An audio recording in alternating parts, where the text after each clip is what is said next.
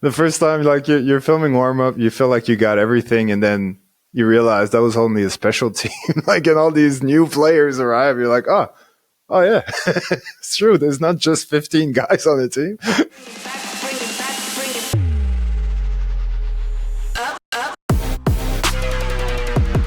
All right, welcome back to the latest episode of Game Day Glare. I'm Lance. I'm with E. This is the podcast for sports videographers. How you doing, E? Doing great. Getting ready, stretching, and excited about football season. That's it. It's like all of a sudden summer ended and boom, it's all about football. So today's podcast, we're going to be talking everything football, right? Yes, we're talking trades. We're talking, who's going to make the playoffs. Talking on our fantasy draft, so talking everything? Exactly. No. We're talking, of course, about football videography. So from A to Z. Where do we start? That's it. I don't know. I mean, the first thing I noticed as soon as Labor Day ends, my Instagram feed, my YouTube feed is full of football highlights. Either it's NFL week 1, second week of NCAA college football. CFL is winding down, getting ready for playoffs in a little bit. So it's football, right? So today, let's try and help people film better football, give them some tips, some tricks, gear, angles, editing ideas, a little bit of A to Z, right? Yes. And spoiler alert, I just released probably by the time we post this a week ago, a YouTube video about my favorite accessories for football. So if you've watched that video, you're probably going to think that I'm repeating myself a little bit. By the end of this podcast, go and watch that video and buy those accessories, right? Yes. So I'll let you start it off then, E. What do you want to start with? You want to start with accessories? You want to start with what kind of gear you're packing to start your day for football? Or do you want to even just run through what it's like to film a high-end football game? Yeah, well, I guess, we can go kind of... Well, I would say, I was going to say chronologically, but everything really happens simultaneously. So I would just say, I would start with what I bring, which for me, and I'm going to put like my actual sports videographer hat on and not YouTuber, like what I would bring on in my game day kit. The essentials are definitely my camera, which for me is a Sony FX3. With a good shotgun mic, a good monitor, which is definitely helpful for football because you're filming from quite far. So if you have like a wider shot to make sure everything's in focus, for me anyway, at my age, a good monitor is definitely helpful. Also for exposure because you're outside and all that. And now, like I said in my video, in this couple videos now, fell in love recently with the iFootage Cobra 3 monopod. I do use the combo with the fluid head though. Like I don't think I would, I don't really like monopods if there's not a fluid head on top of it. So using that definitely helps me be more stable, but it's also, it can twist and turns in all directions. So I don't feel limited like I do normally with a monopod. And a lot of times, especially at pro football games, tripods are not allowed on the sidelines just because sometimes you have to move super quick when the players are running out of bounds.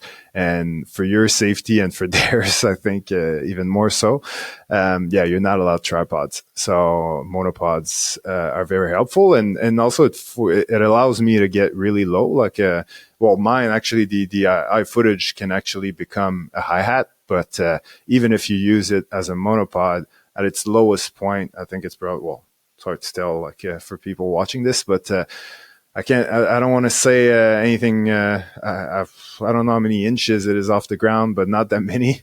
So I'd say 3 feet. I'd say 3 feet about. Yeah. It goes because it fits inside a luggage bag. You know. True. So so it forces you to be at that height. You know what I mean? Because otherwise, like I always say to people, try to film from a low angle, but like, sometimes just your back is playing up or you're just getting lazy and you think you're low, but you're really not that low. So by being on the monopod, sort of forces you to stay at that height all the time, or go even lower with the hi-hat setup. But yeah, so camera, mic, monitor, monopod.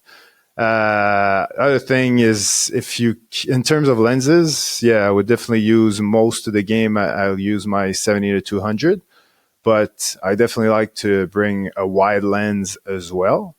So to do a few wide shots during the game, especially if I go like up in the stands, I can go like a super wide shot of the stadium with the crowd in it as well. But also pre-game, if I was to really cover like a game, and with the idea of making like a something of a hype reel, or just like collecting footage for potential like hype reel videos later on, I would bring a gimbal as well. I don't know how much I would use it during the game, but definitely during pre-game, I would try to get like cinematic shots, like moving dolly shots and push-ins and things like that. And the wide lens would come in handy for that. And especially if you're allowed like on the field during pre-game, and you can get some cool close-ups of players, you can get the huddle, things like that. And yeah, I think that's pretty much it for me. I don't know if I'm probably forgetting something, but that would be my main sort of game day kit for a football game. So I'm not going to, I mean, you name most of the stuff I would bring game day. I will add two things though. So you mentioned a monitor before. Now I'm just going to give the viewers a little something that I started working with just recently. The motion control app. Have you ever used that? That's the Sony one? Yeah, it works with the Sony one. So I bought a small rig, cold shoe with a magnet for your iPhone. And now I just use my iPhone as my monitor instead of actually using my monitor when I want to go light. And I like it because I was using a free world, and I don't have touch focus. And I know your ports key does have touch focus, but when I use the motion control app, I have touch focus now. And that is huge, especially when I'm doing a football game. So I started using that instead of going out and buying a Ninja or a higher end monitor and spending $500. I'm like, listen, I have $1,000 monitor in my pocket. Why don't I start using it? And honestly, during the games, I'm not really on my phone. I'm not texting, so it doesn't really matter. So it makes my kit a little bit lighter. The only other thing that I feel like maybe I would have that you didn't mention is a backup little action cam that maybe I could stick somewhere like a GoPro in the end zone, or kind of, if pre-game, maybe I can clamp it to a guy's helmet, get like a point of view kind of thing. But it all depends on my access for that day. But I would definitely keep one little action cam. I have in the past had two cameras, one on a gimbal with the wide for pre-game stuff, and then I go to a bigger setup for when the game starts. That's an option. If I'm trying to pack light, then maybe I use my Pocket 3 then to get that wide gimbal shot too, because I'm not really going to use that many gimbal shots anyway. Even in your edit, what are you using? 4, 5 max? So I know I can accomplish that with my Pocket 3. So I might not bring my big gimbal, but it all depends on what my contract is. But everything else, the only other thing I would say is ND filters. Depending on if it's a day game, that's the only other thing that I would need. But everything else you covered, shotgun mic. And honestly, I cannot. I've said it on the last show, the iFootage Cobra 3, like using a monopod, doesn't have to be that monopod, but using a monopod that you trust, that you can actually just like leave for a minute and it holds your camera. That's a game changer, because there's so many times I remember when I had an older monopod system, you have to lie it down. Then you're trying to do something. You got to protect your camera, make sure no one steps on it. So it is really, really nice. And especially with the little pedal it has that you can kind of move around. And when you have the fluid head, you kind of feel like you're handheld and you're stable. So it's a game changer. And yeah, you can't have a tripod on the sidelines. It's just way too dangerous. I think it's more dangerous for you and your equipment than the players, because they're just going to run through it anyway, but your stuff's going to get destroyed. So everything else you mentioned, the only other thing, maybe if I had time and depending on what my job was, I would like to maybe do some drone shots of the stadium if I was able to, but I mean, that's all bonus stuff. I'm 9 out of 10 times, if it's a pro game, you're not going to be able to do that anyway. Yeah. And like you, I think ideally I'd like to have like a one camera on my gimbal with a wide lens and one camera on the monopod with the 70 to 200.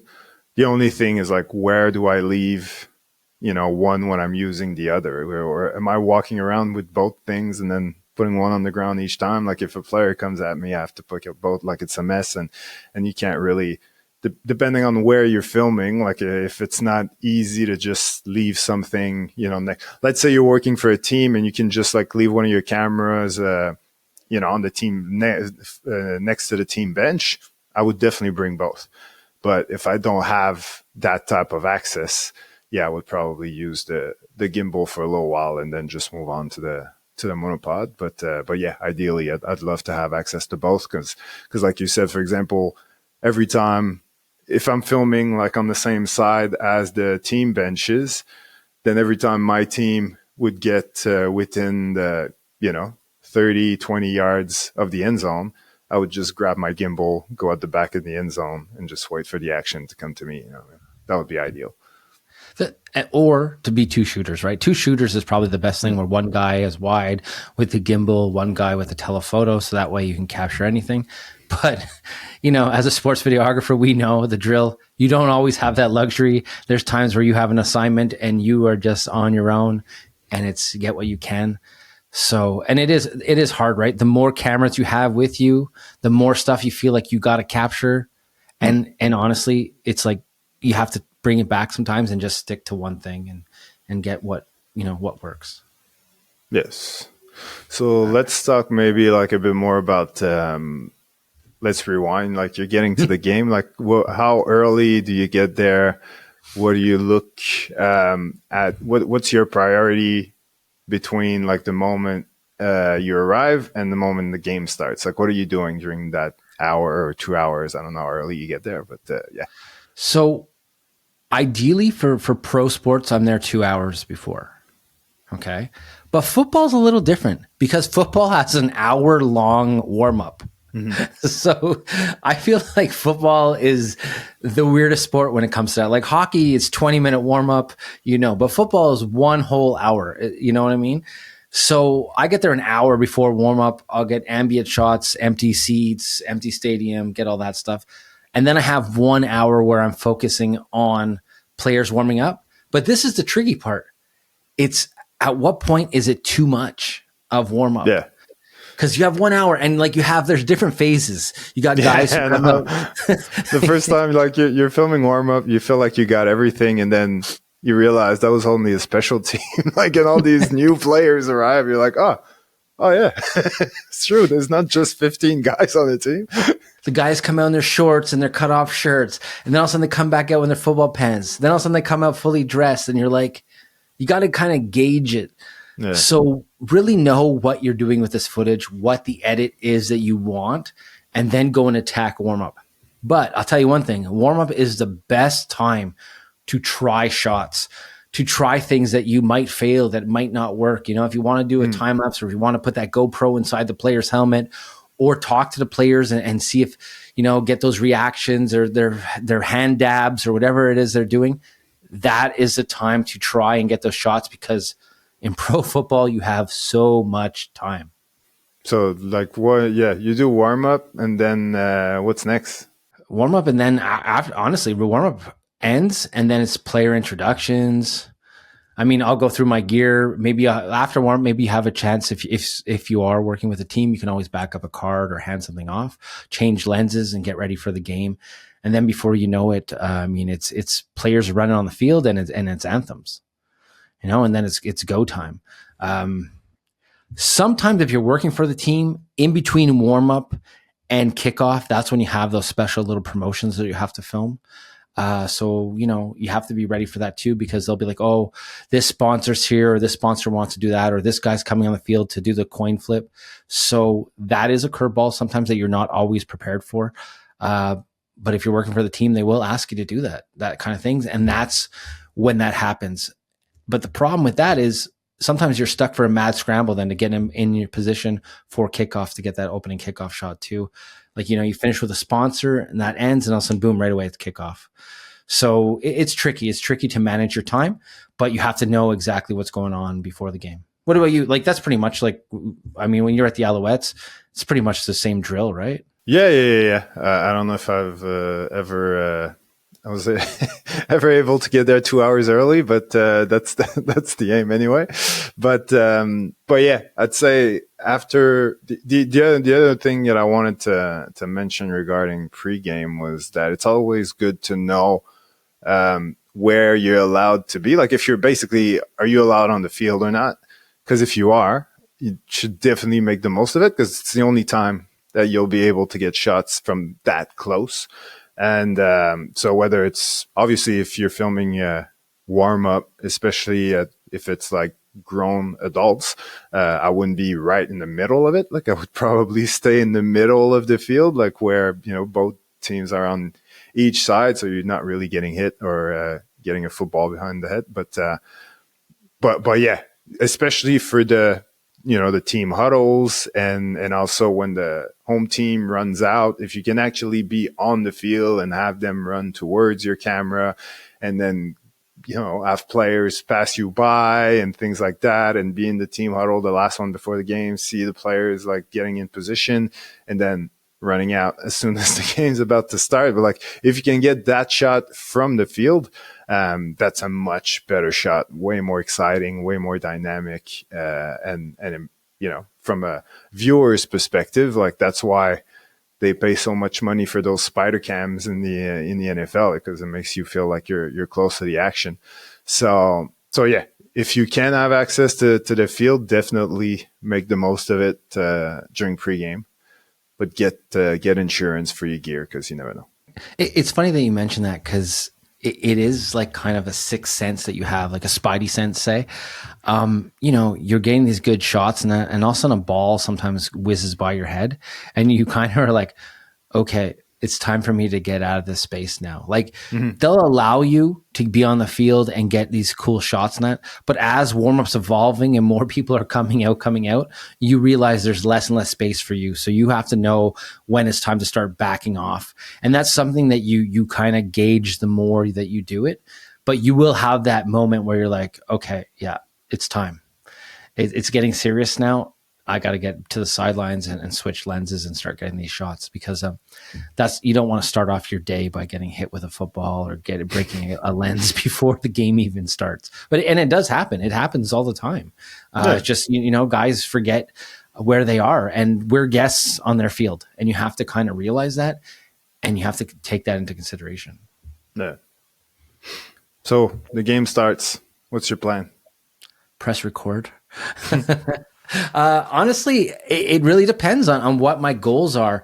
I think I try to, if I'm doing like an ISO cam or highlights and all that, I'll try and stick to one guy at first who I think is getting the ball, and I'll try and get that home run shot, try and get a feel for it, you know, kind of warm up, just like players do, warm up with my motion, warm up with like, okay, how's my rack focusing going? How's my zooming in going? And kind of get a feel for the game also. Because you got to be into it. It's not just like you just stand still and you press record and everything's going to happen in front of you, especially in football. Football is very, very different where you could be filming a receiver who's running a great pattern and he never gets the ball thrown to him. Yeah. Or because the quarterback got hit before that play and that. So I will try to stick with a couple plays at the beginning. And so if I'm going in just to start off, I'm going to say stick with the quarterback for a bit, see what he's doing, you know.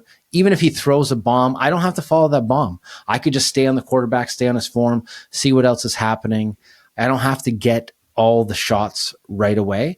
And it's hard to kind of remind yourself that you don't always have to chase the shot. Sometimes just film the shot that's in front of you, you know? Like you don't have to film the play. Film the guy first, film like the close-ups, film the cutaways, and then kind of build as you're going. And then you can kind of take that gamble later on that, say, Hail Mary pass or that fourth and goal or 4th and 10. Then you can go for that highlight play where, because I already know I got close-ups of the linemen, I got running backs making cuts, I got quarterback making passes. Whether they're complete or not, in my edit, you're not going to know. Yeah, true. What about you? What are you kind of focusing on when the game starts? Because sometimes it takes, like, because football isn't my thing, right? Hockey, I'm automatic. I don't have to warm up. But football, for me, it takes me a little bit longer to kind of get the flow because I don't know all their plays. I don't know like The how their offense is running. Like it helps when you know the team. So that's my way Yeah, of getting to exactly. know the team. Yeah, when you know the team, you have a pretty good idea. Like Nugget, you can call every play that's going to happen, but it's an educated guess, and that way, when you're filming like a specific, wide receiver, you like, let's say it's third down, they've got like 10 yards to cover. Like you know that their number one wide receiver has a fair chance of getting that pass. So there's things like that you need to understand the game, understand the team, all that sort of thing, and when you do, then you can sort of cheat a little bit and hope for the best. But otherwise, what I tend to do is like I always say, like I want variety in my shots, so I don't really always shot from the same spot, but I tend to um, move a bit further away, especially like at pro or like when I film like university football, like everybody's sort of, all the cameras are stuck between the line of scrimmage and I'd say 15 yards in front, or they're all kind of lined up like one next to the other with plus the chain gang and sometimes the cheerleaders and all that stuff. So I like to move further down because also when you're around the 10, 15, there's always a ref that runs in front of you. So I go further back to make sure that he doesn't block my shot. And that way, first of all, it's a lot easier to catch that pass if there is a pass coming because I'm further away so I can see it and have it in frame and everything. And when it's a catch, then I can actually see the player come towards me and potentially pass me into the end zone. But yeah, being further away, especially because I've got a 70 or 200, I definitely like that. Less people in my way, like I said, but I'll also have shots where I'm literally on the line of scrimmage.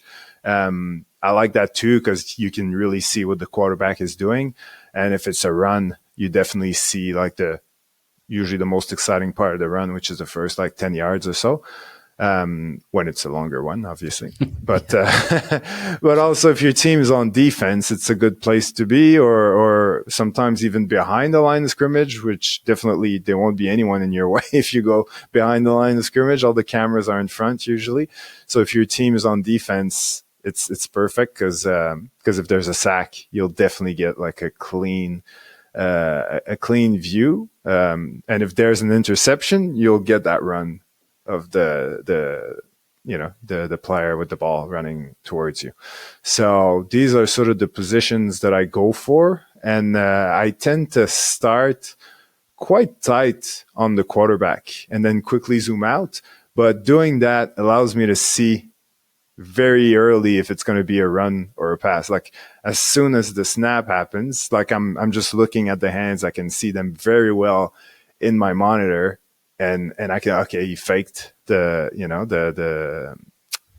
what's it called when you're Handoff, just like, the handoff. yeah, he faked the handoff to the running back. So like I know it's a pass, and then I'm zooming out and I'm going in the direction that it looks basically where he's looking.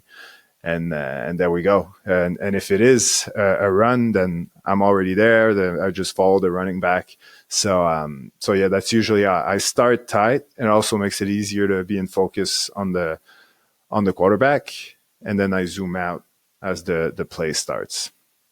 But then, like I said, when the action gets probably like 30 yards or less away from the end zone, then I'll go at the back and just get the action coming towards me. If I still have my 70 to 200, maybe I'll be on the side of the end zone, so that I can actually capture everything. But yeah, I'll be definitely towards the end. Okay. Now, I mean, look, the quarterback is the focal point, right, of the offense. It's the main thing to focus on. But I find one of the tricks is to switch up your angles as often as you can. And I mean, there's four quarters, right? So I try to also look at the clock and be like, okay, I spent the first 10 minutes in this section. Okay, now I'm going to kind of move down to another section on the field, and I kind of break it up like that for me. I find it makes the game, listen, when you're filming, the game goes by pretty fast. But I find for me, it makes the game go a little bit faster too, because I'm breaking it up and then I'm focusing on certain sections of the field. And that way I know I have different angles for my edit. I find, how you mentioned your tripod turns into a hi-hat. Like I find The that's monopod, yeah. I find that's a really strong shot, like a dominant shot, especially when a guy's coming in the end zone or Yeah. catching it and you have that low angle. Like that's a nice looking shot. So once, say that I'm at the first half of the game, I get a like I kind of have like a checklist in my head. I got close ups of guys, running backs, quarterback, receivers, all that stuff. Well, the second half, I'm trying to use to try and get those hero shots, those catches, those low angle shots, the different angles that are going to make my edit come together. And that's how I kind of start pacing out, because it's really weird. But all of a sudden, kickoff starts and boom, all of a sudden it's halftime pretty fast. So Hmm. then after halftime, I'm like, okay, what else do I need? Because at the end of the day, we're sports videographers. I'm not really worried about the score. I'm not really worried about who's winning. I'm just worried about getting the shots I need. So that's the second half, is where I really crack down and I kind of go over my shot list. Ideally, at halftime, I Yeah. would love to pop my card in my computer and take a look at what I got. But that's not very accessible most times, especially depending on what field you're at. Like if you're in Montreal, say Yeah. at the Alouettes game, you got no chance to use your laptop at halftime and be ready for the second half. So I kind of make a mental note, or I'll go fast in my camera and I'll check in my camera fast of shots I got just to make sure. And the second half, I'm working towards finishing strong and getting those hero shots, getting some cool creative shots, something that I could use for highlights and that. That's what I'm really working Yeah. on. Do you have like a No, go-to so shot, something that you try to get, or something that you really, really like? well, like you said, like yeah, usually in the third quarter is where I'll be like, all right, now I've built film, I've been filming the same sort of 4 or 5 different angles, all first half. Let me do something different, and that's when I'll probably do what I mentioned when we were talking about gear, but I forgot to mention when I was actually talking about filming, which is going up in the stands and getting like a wide shot of the action with the crowd sort of in the shot. So that's something that I like to capture a lot more. Or if I can go maybe a bit lower in the stands and just get like sort of people out of focus in the foreground with the action in focus behind them, or if I can be on the team bench, getting that same type of shot, and hopefully like a first down or a touchdown happens, and I can see the players in the foreground like jumping in the air and celebrating. So yeah, getting shots like that is always pretty cool. And if you're filming pro, or even like for us, like university football, which is on TV from time to time, there's a lot of commercial breaks. And during the commercial breaks is where I get my crowd shots. So because during commercial breaks, there'll be like, some type of crowd activation, whether it's a flex cam or something. They'll throw like t-shirts in the crowds and everybody will get excited and stuff like that. So when people actually get excited for the Jumbotron, you can film them, make the most of that, and that shot will look like someone getting excited because there's action on the field during the football game. So I use those moments where there's no football going on anyway to get those crowd shots and use them in my video. So yeah, so basically making the most of my time and also getting a few shots. Ideally, like I'd like to get a couple shots of the down thing where like they'll go from like fourth down to first, or from third to fourth, like just so that you can get that at the end of a big play. I can use that as a cutaway or something like that. If they're doing like, if the chain gang comes out to see if they made the first down, like just like getting a zoom in on them placing the thing right next to the ball, like things like that you can use, that can be cool. Or if there's like a ball that's right there on the ground next to you, and just like zooming in, getting a close up of like the ball board, just like picking it up, or the ref or something like that. If there's like a flag that's being thrown, like getting a shot of the flag, things of that nature. Yeah, actually, those are great cutaways. Even like the scoreboard too. Like Mm. a clock counting down. And in football, it helps, right? Because there's a snap clock, Mm-hmm. so you can literally film a clock going from 10 to 1 every play. So you just need that once, and then you can use it later on in your edit. Also, like a lot of stadiums have like flags waving and stuff like that. I'll Yeah. try and get those in pregame. But I'm Yeah. happy that you mentioned crowd, because yeah, we didn't mention crowd. Um, Yeah, activation is probably the best time to get crowd, because while the action's happening, say if there's a big touchdown, you're filming the touchdown. You're not, if you're a broadcast, you get the touchdown, then you could turn into the stands right away because they'll cut your shot and then you have that. But when you're doing a solo shoot or even a highlight shoot, you don't always have time to go in the crowd and get those crowd shots. So activation is great. Or sometimes sacrifice the touchdown. Like if it's third and inches and they're going to run it in anyway, well, then film the crowd. Give up that touchdown if you don't need it. If you already have enough highlights and you feel like, say it's a blowout and they're killing them anyway. Well, I'm not going to be using this 3rd and 1. Well, then I'm going to film the crowd and wait for their reaction of the touchdown. And I'll sacrifice the shot that I'm missing. But that really depends on the game. Even if you need the touchdown, like visually, a 1 yard run for a touchdown is very boring. Like there's nothing to see. All you see is just like guys running into each other. You don't really see who's got the ball, how it got in. All you see is like just a pile and then the ref going like this. And you're like, all right, we scored. So might as well just show, maybe you can use any shot of the team just lining up. And then you put like the real crowd reaction when that touchdown happened, because the crowd reaction is going to be visually way more exciting than the actual touchdown. Exactly. Because filming the tush push that the Eagles do where they just push someone's ass, it's not that of an exciting shot. So you're way better off to have them on the 1 yard line, build up that tension, and then show the fans exploding. Exactly. You understand, right? As long as your edit's good, people understand. If your edit's not good, then maybe they won't understand. True. Now, we gave a couple of examples of how to film and all that. But football is chaos. So it's hard sometimes to tell that story. So are you just, telling that story in your edit, or are you trying to tell that story also in the way you film? Well, I guess the way to tell that story in the way I film is just to capture cutaways that will help me tell the story later. But yeah, otherwise I'd say I keep it more for the edit. Like I'm obviously trying to, if there's something special happening, if there's like, it's a big, seems like a blowout and then now they're catching up, like I'm going to hate myself if I didn't film the scoreboard earlier so I can show that progression. But yeah, other than that, it's just trying to capture everything that seems interesting, that could be, some kind of storyline or at least just a little interesting moment within the game. But yeah, it's more in the edit that I try to put it together, because it all depends on how long that video ultimately is going to be and what it's going to be about. Like, is it a hype reel? Is it a recap? Is it whatever? So yeah, mostly in the edit. The only thing as well that I try to remind myself all the time when I'm filming is to just be a bit wider than I would like to be, because a lot of this stuff ends up being used in a vertical video.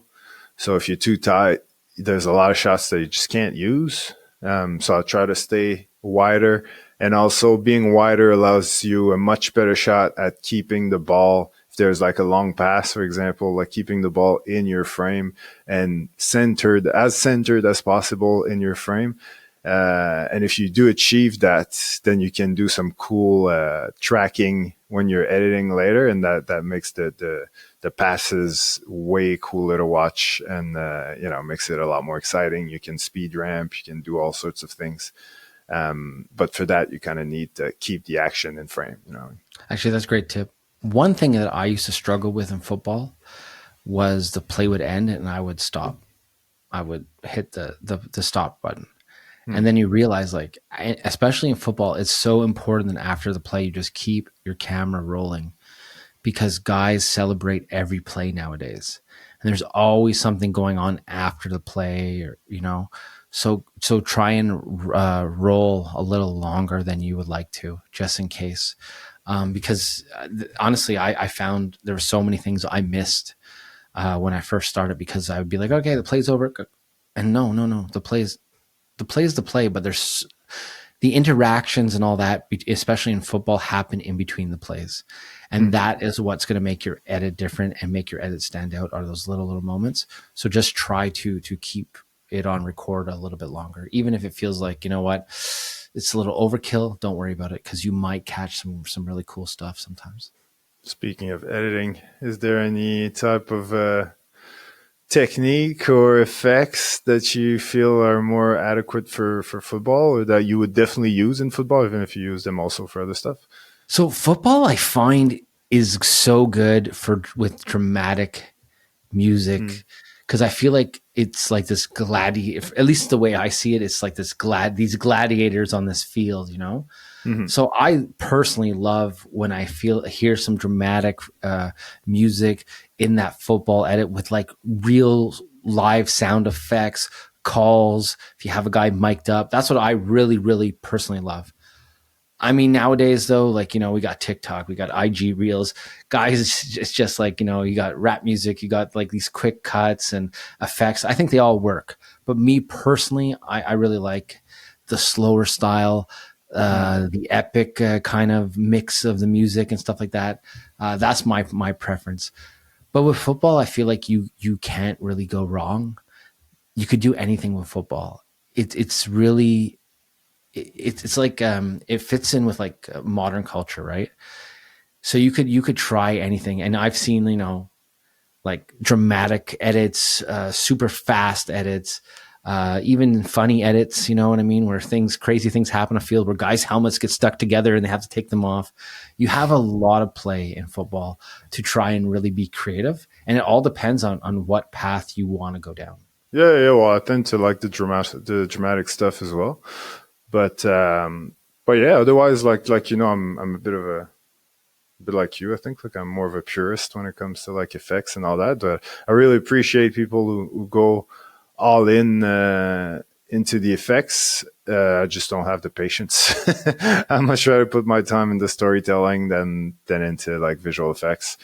So yeah, I kind of like a clean look. Lately, I've been um, paying a lot more time to my color grading. Like I obviously use my LUTs, but I try to play around with the.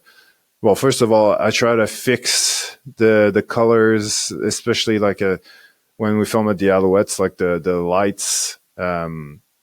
Yeah, they're not they don't seem to be like a specific color temperature. It's like I have to fix the highlights a certain way and then the shadows another to try to get it to like a good place. But once that's done, then I can play with the colors where like typically the the field will look kind of yellowish. So I'll adjust the hue to bring it back to a green. And then once I'm there, I might as well play with the other colors. So like if, you know, a uniform is red, then I'll pump up the saturation a bit on the red, and I'll do the same thing on the other team's baby blue or something like that. So like I try to play with the uniforms to make them pop a little. And so yeah, that's kind of been my thing recently, just like playing with saturation of colors, you know, of uniforms and fields and things like that, just to give it a bit of it just focuses your attention on whatever is more saturated. So I kind of feel like it's a cool new vibe that I'm working on. But effect wise, I mean, you know, whatever, like you can, there's many ways to make a video exciting, especially if it's a hype reel. So, you know, there's not one in particular. The only one that I can think of, like the only two I should say, is tracking, because I like to sort of zoom in and then just keep my action in the middle and track it, and especially if I'm speed ramping. And then the other thing is transitions. Like I try to have, if my camera sort of makes a movement towards the right, I'll ideally I'd like the next play to also sort of have a left to right movement in my camera, so there's some type of fluidity in that transition where you don't even realize that there's an actual cut there. And if you're editing in the vertical form, then you can potentially just fake it, just like with position keyframes. And or if there's a player that walks by like in front of your camera or ref, then you can use that person maybe to mask and make a transition that way. So yeah, these are things that I like, just to make little the transitions in between shots a bit more dynamic. But other than that, I'm pretty clean.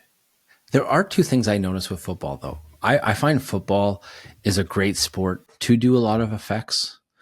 Especially like, the equipment's so cool. Like everyone's got a helmet. You can do a lot of special effects and stuff like that. Especially if you say you get like a media day access, and like what CM De La Vega does, player intros and that. I feel like football has a lot of that more than any other sport.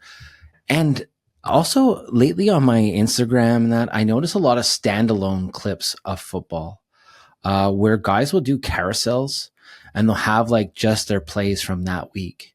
So, like in football, if you're a defensive player and you made 3, 4 plays in a game, that's a monster game. You had a monster game. Like you have like, a block pass, 2 tackles and a sack or something.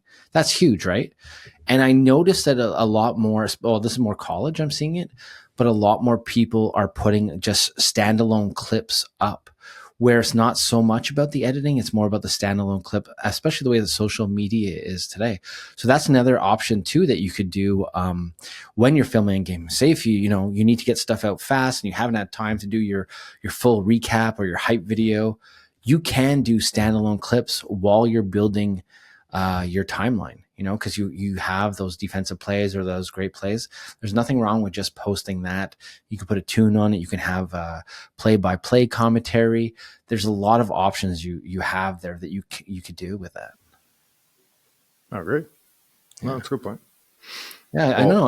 I've seen more and more of it. It's more college stuff I've seen, but no, it's really cool. Like especially for guys who are trying to self-promote and who don't edit. If you can get hold of the clips and you just share those clips, then why not?